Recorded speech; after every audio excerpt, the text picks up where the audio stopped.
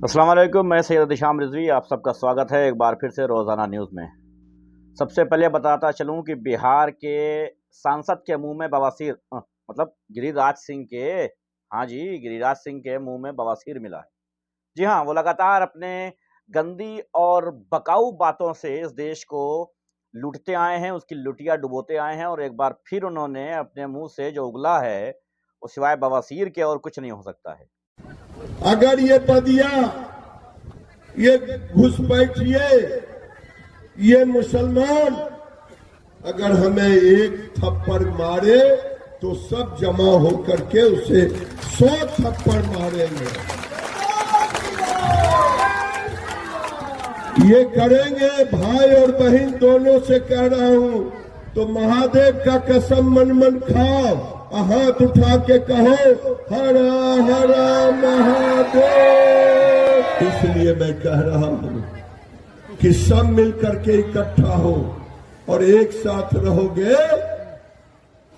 तो सुरक्षित रहोगे। ये बहुत बड़ी बीमारी है जो गिरिराज सिंह को ही नहीं बल्कि बहुत सारे तिलकधारियों को लग चुकी है। चाहे वो शिंदे रहा हो महाराष्ट्र का, चाहे वो बिहार का एक सांसद और दूसरा उसका नाम नहीं याद आ रहा है, जो भी रहा हो, बहुत सारे ऐसे सांसद रहे हैं जिनके मुंह में अक्सर ये बीमारी पाई जाती है। अभी इस बार जो बीमारी पाई गई है इसके लक्षण बहुत खराब हैं और इसके लक्षण में जो उगला है इन्होंने वो ये कहा है कि अगर कोई मुसलमान तुम्हें एक थप्पड़ मारता है तो तुम उसे मिलकर 100 थप्पड़ मारो। अपने घरों में तलवार रखो, त्रिशूल रखो। ये किशनगंज में स्वाभिमान रैली के दौरान मंत्री गिरिराज ने कहा है। जी हाँ, गिरिराज ने अपने मुंह की बीमारी को बताते हुए उन्होंने बताया है। इसका इलाज किसके पास है ये तो मुझे नहीं पता, लेकिन हाँ होना चाहिए इसका इलाज प्रधानमंत्री के पास होना चाहिए। लेकिन प्रधानमंत्री खुद ग्रसित हैं कई बीमारियों से, तो फिर अब क्या ही कहूं उसके आगे। जब खुद जो कोई बीमार है, मरीज है, अगर कोई डॉक्टर जो है खुद ही मरीज है तो दूसरे का इलाज क्या ही करेगा। कुछ और खबरों से भी आपको, जैसे एक है लखनऊ की खबर है, ये एक तांत्रिक द्वारा 6 साल की मासूम बच्ची के साथ दुष्कर्म किया गया।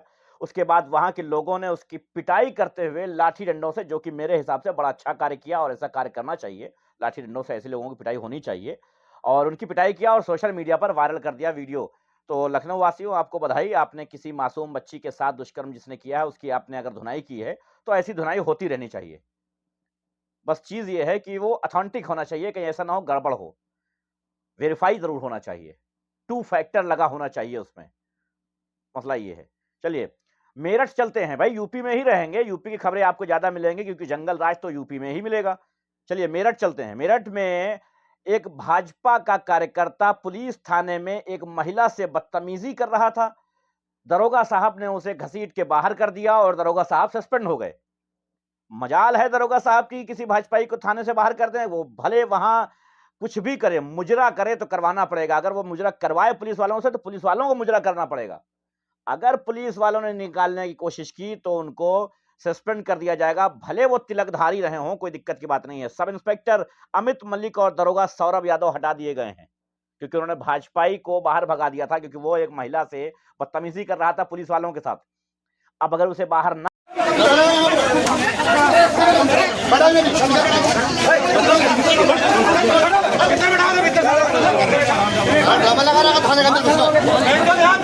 करते और कल को हम सबके सामने वो वीडियो आती तो हम कहते देखो भाजपाई की इतनी हिम्मत है कि वो पुलिस वाले के सामने महिला को अनाप शनाप बक रहा है और पुलिस वाले खड़े तमाशाई बने हैं। अब जब पुलिस वाले ने कार्रवाई की तो पुलिस वालों पर ही कार्रवाई हो गई। नहीं, ये कोई बड़ी बात नहीं है। डीजीपी साहब ने, पूर्व डीजीपी साहब ने पिछले दिनों कहा है कि अगर पुलिस वाले सही से कार्य करने लग जाएं तो उन्हें सस्पेंड कर दिया जाता है। इसलिए मजबूरी है कि वो सत्ता पक्ष के साथ रहें और सत्ता पक्ष की दलाली खाएं। ये मैं अपनी तरफ से बोल रहा हूं, ये डीजीपी साहब ने नहीं कहा दलाली वाली बात, लेकिन मैं अपनी तरफ से बोल रहा हूं कि दलाली खाना मजबूरी है, उनकी मजबूरी है। जैसे आपने देखा होगा, राहुल नाम के एक व्यक्ति को गोरखपुर में एक बलात्कारी को गिरफ्तार करने गई पुलिस, पिट के आ गई वापस। यह भी यूपी का मामला है। राहुल नाम के एक बलात्कारी को गिरफ्तार करने गई थी और गिरफ्तार करते टाइम जब वो लेकर के चले तो उसका परिवार वहां पर आया और पुलिस वालों की जम के धुनाई की और इतनी धुनाई की कि उनका बुरा हाल हो गया और एक के तो खून खच्चर हो गया। वीडियो वायरल है, मैं नहीं लगा सकता यहां पर, लेकिन खून खच्चर हो गया और उसके बाद एडमिट हो गए। लेकिन नाम राहुल था इसलिए कोई दिक्कत की बात नहीं है। हाँ, दिक्कत से याद आया कि आपको याद होगा उत्तरकाशी में एक यात्रा निकाली गई थी, जन आक्रोश रैली। अच्छा, समझ में नहीं आता, मैं तो आक्रोश उसको समझता था कि किसी मामले में हम गुस्से में आ गए, उसको हम आक्रोश समझते थे। परिभाषा जो आक्रोश की थी आई थिंक मेरे हिसाब से यही थी। लेकिन अभी समझ में आता है कि हम बिल्कुल सही हैं, सलामत हैं, ठीक है, कोई दिक्कत में नहीं है, बढ़िया चल रहा है, फिर भी हम जन आक्रोश रैली निकाल रहे हैं।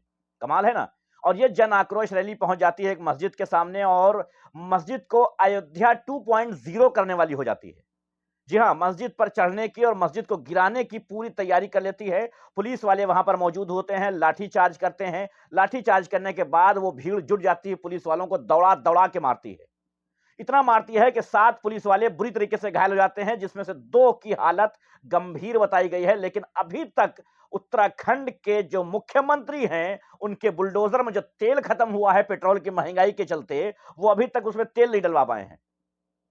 उत्तराखंड के मुख्यमंत्री साहब, आप एक काम करें कि आप रील बनाना बंद कर दें, आप उसके पैसे से जाकर के पेट्रोल खरीद करके बुलडोजर में डाल लें और इन पुलिस वालों को जिसने घायल किया है, जो पुलिस वालों की हालत गंभीर है, उनके घरों पे चला के दिखाएं, फिर मैं समझूंगा कि हाँ, मर्दों वाली कोई बात है। और वरना फिर आप तो हम वही कहते हैं ना कि हमको वही याद आता है बार-बार। एक बार जो है युवराज सिंह ने उठा के खेल दिया और मार दिया है बहुत तेज और बाउंड्री लाइन के बाहर 6 रन, छक्का। बोतलें फेंक रहे। ये है हुआ लाठी चार्ज गलत है।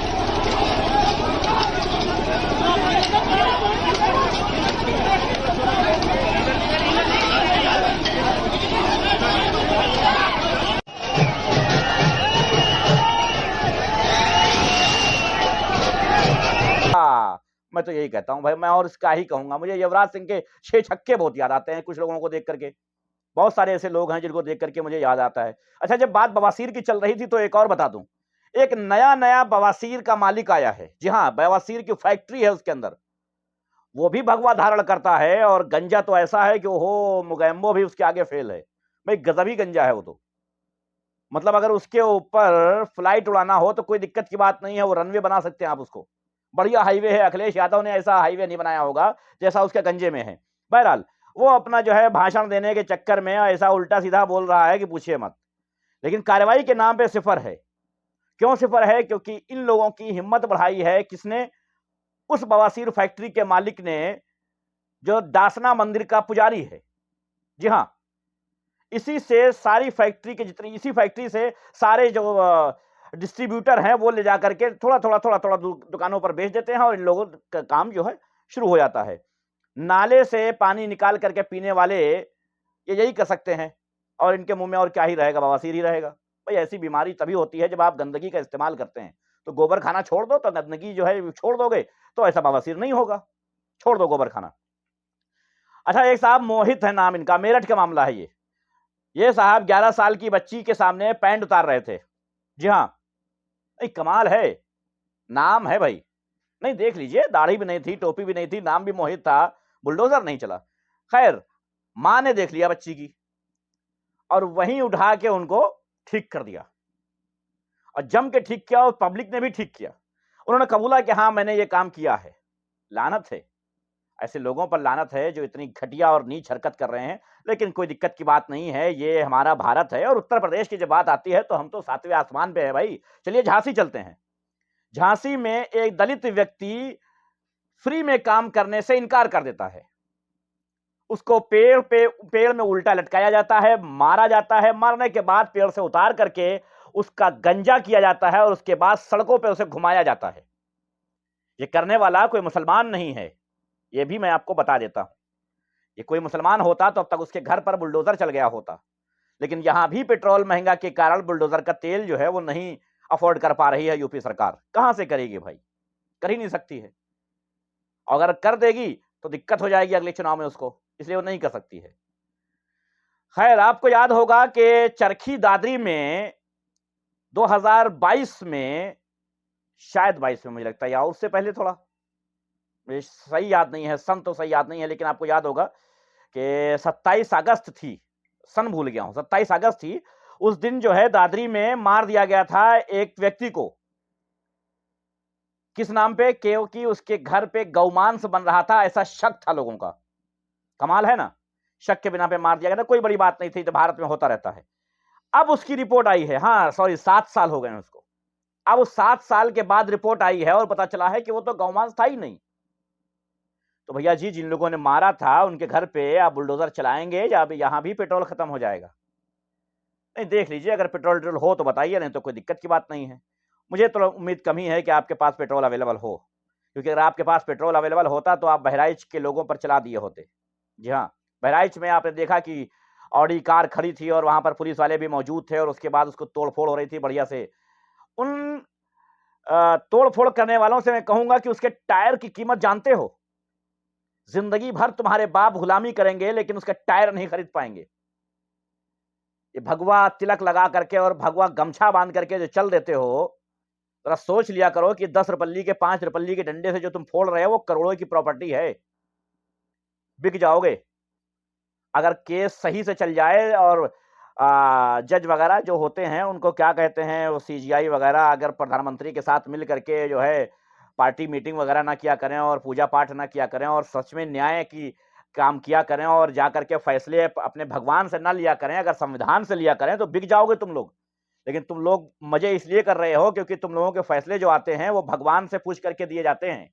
जी हाँ, ये मैं नहीं कह रहा हूं, ये सीजेआई चंद्रचूड़ ने कहा है। चुड़ू ने, मैं उनका नाम ऐसे ही लेता हूं भाई, चंद्रचूड़ नहीं बल्कि चुड़ू ने कहा है कि हमने अयोध्या का मामला जो है उसको जब देखा कि ऐसा मामला है तो हमने भगवान से कहा कि हे भगवान मुझे फैसला सुना दो, और भगवान ने जो फैसला सुनाया वो मैं आगे सुना दिया। आंखों में पट्टी बंधी थी ये तो सुना था, इतने अंधे हो गए ये अब पता चल रहा है इस सरकार में। यही तो बात है, इस देश में मक्कारी, फ्रॉड, भ्रष्टाचार वगैरह वगैरह तो था ही, लेकिन अब जो है वो अपार है। अब आप बहुत बड़ी खबर आपको बता देता हूं कि ईरान पर हमला कर दिया है इजराइल ने। हाँ, ईरान पर हमला कर दिया भाई इजराइल ने। ये मैं नहीं कह रहा, ये इजराइल ने कहा है। लेकिन मजे की बात यह है कि ईरान में लोग छतों पर खड़े ढूंढ रहे हैं कि किधर कर दिया। मजे की बात यह है। अच्छा, एक गड्ढा दिखाया गया है सड़क पे ईरान की कि देखो यहां मिसाइल गिरी थी और ये गड्ढा हो गया। ओ भाई, ये गड्ढा तो हमारे यहां हाईवे बनने के 10 मिनट के बाद आपको मिल जाएगा। आप बात कर रहे हो कि मिसाइल मारने के बाद गड्ढा बन गया। 10 मिनट के बाद हम ऐसा गड्ढा दिखा देंगे आपको, हाईवे बन के कोई अभी खत्म हो जाए और उसको जैसे ही आप स्टार्ट करेंगे मैं एक लात मार करके दिखा दूंगा भाई रोड ऐसी बनती है।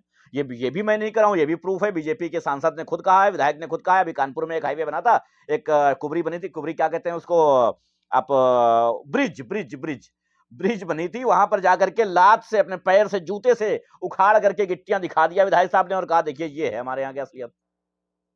तो भाई इतना तो हमारे यहाँ के विधायक, खुद बीजेपी के विधायक अपने जूते से रगड़ के गड्ढा बना देते हैं जितना इजराइल की मिसाइल से ईरान में गड्ढा हुआ है।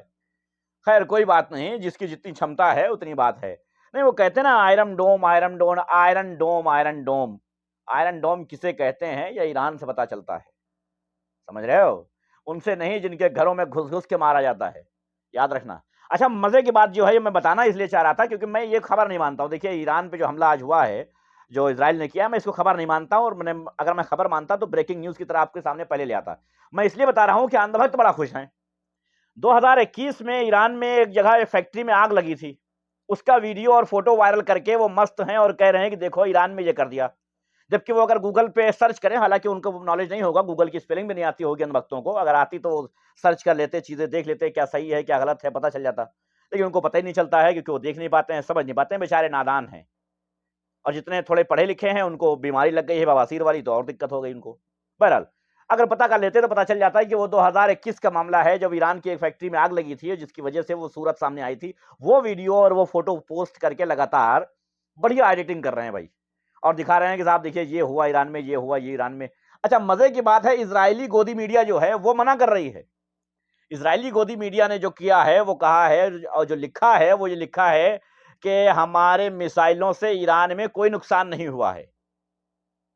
कमाल नहीं है कि इजराइल खुद कह रहा है कि नहीं साहब हम नहीं मार पाए, और इंडिया कह रहा है मार दिया मार दिया मार दिया। ओए अंधभक्तों, अपने फर्जी बाप के चक्कर में इतना मत उलझो। तुम्हारे घर में तुम्हारी बहन बेटियों की जो इज्जत सरे बाजार नीलाम हो रही है उसको बचाने का काम करो, और 4 पैसे कमा लो तो अच्छे में रहोगे। वरना जय शाह बन जाएगा आईसीसी का अध्यक्ष, और तुम जाओगे किसी घर में झंडा लगाने और उसके बाद 4 कंधे मिलेंगे। तो फायदा नहीं है इससे। जाओ कुछ काम धंधा करो, कुछ बढ़िया सा करो, कुछ नहीं रील बनाओ, रील पे जाके नाचो कम से कम, लोगों का एंटरटेनमेंट करो। ये काम अपनी माँ बहनों पे मत छोड़ो, अपने खुद कर लिया करो। हर काम दूसरे पे छोड़ देते हो, अपनी माँ बहनों के ऊपर छोड़ दिया भाई, हैं? रील बनाने का काम, ये सब न किया करो, खुद रील बनाओ कुछ। वो कहते नहीं, वो कौन सा मोदी जी ने एक नारा दिया था यार, मोदी जी की बातें अक्सर मैं भूल जाता हूँ क्योंकि मैं कॉमेडी देखता नहीं हूँ अभी। मतलब नहीं, मोदी जी के स्टेटमेंट देखता नहीं हूँ अभी, मसला ये है। पहले मैं देखा करता था कॉमेडी, थोड़ा-सा जो है माइंड फ्रेश रहता था, मगर अब नहीं देखता हूँ। तो उन्होंने कुछ कहा था कि जो है खुद से काम करो, उसको क्या कहते हैं, वो ऐसे ही कुछ कहा था, पता नहीं।